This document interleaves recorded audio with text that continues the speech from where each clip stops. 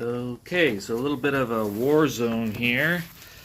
Valve clearances were not checkable in reality because there wasn't any. You can probably see that nut not supposed to be there. That's a flattened nut that bounced around for a while and then eventually got flattened. Scored that cylinder that had 30 psi.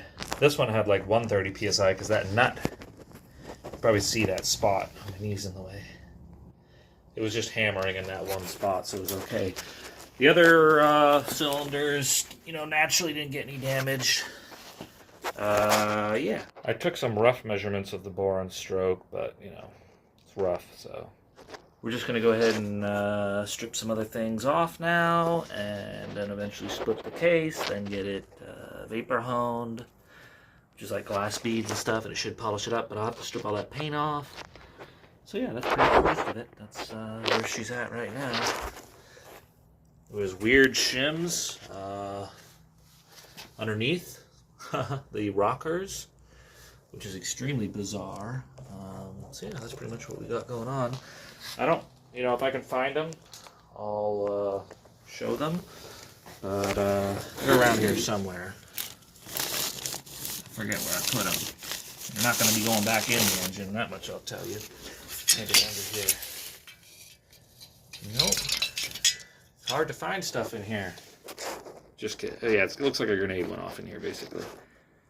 Okay, we have the block outside. The jugs just came off real easily.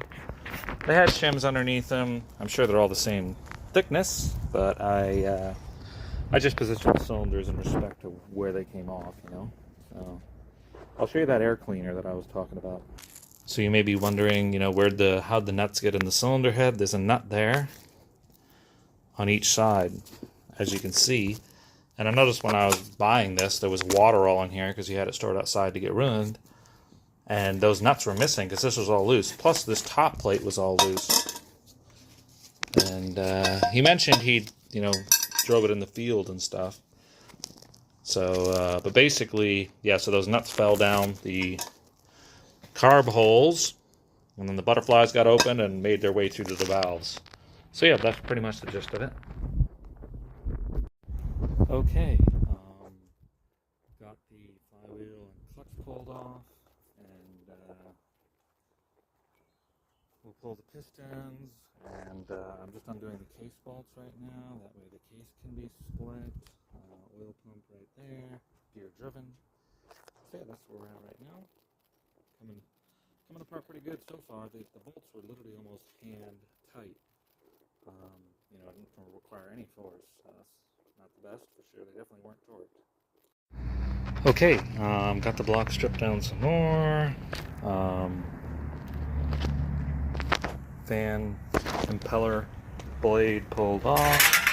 Pistons pulled off. Just tripped over some tin. Flywheel, clutch. See, this piston was actually cracked. Maybe that happened when it was ramming the nut into there. So the bores were very weird as well. I'll show you those real quick. I don't know if you can see, but that looks insane. I've never seen, might be hard to tell, a phone magnet. See that? It's like literally gouged. That surface right above there in the middle. Yeah, you can see it. But, so kind of interesting. Never seen that before. Okay, after actually getting all the nuts removed, there's plenty hidden, that's for sure. She's split, so she should be coming apart here. And yeah, we'll see how it goes. I gotta get this metal thing off here by the looks. Other than that, should be good to fully split. So yeah. And just go ahead and lock. I figured I'd pull out these studs because obviously it's easier to lay the case on its side naturally. So just put the impact on here, lock those nuts together, right? Lock two nuts.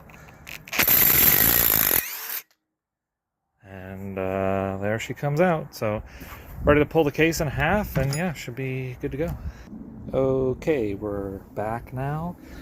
All the lifters naturally just fell out, but you can see the surface of this one is a little tweaked. So 4 lifters, obviously. That one's a little tweaked. Other than that, looks all intact. Obviously, the bearings weren't all bad or anything, but it's kind of weird how that lifter, I guess when it, the nut, the cam lobe does not look messed up. So, yeah, basically, should have left it in there. But yeah, that's the gist of it. Anyway, so I don't see any cracks or anything so far, but obviously I'm going to have to get these cleaned up and strip all the paint and everything. So, yeah, obviously a little carnage with all the pieces, but yeah, that's the gist of it. So, the main case bolts get retained by those little plastic clips. So, yep, that's the gist of it. So yeah, a little bit of carnage from all the parts. The cam lobes don't look terrible. So those rotate around for the timing, and they push rods that actuate the valves. Anyway, so yeah, this is the cam lifter. Rod lifter. You can see the one on the left is pretty sloped. So yeah, luckily it just fell out towards the inside of the case, so that was nice. I just brake part cleaned the insides. I got some oven cleaner. That way I can clean the outside of the cases, then get them vapor blasted. So yeah, that's the gist of it. Don't see any signs of damage yet, but I get to play a 100-piece pickup because I knocked this off the bench. At least they all didn't fall out. There's an old jet ski engine shim, optional. Anyway, that's it. So yeah, clean up the block, get her vapor blasted, and yeah, find some parts.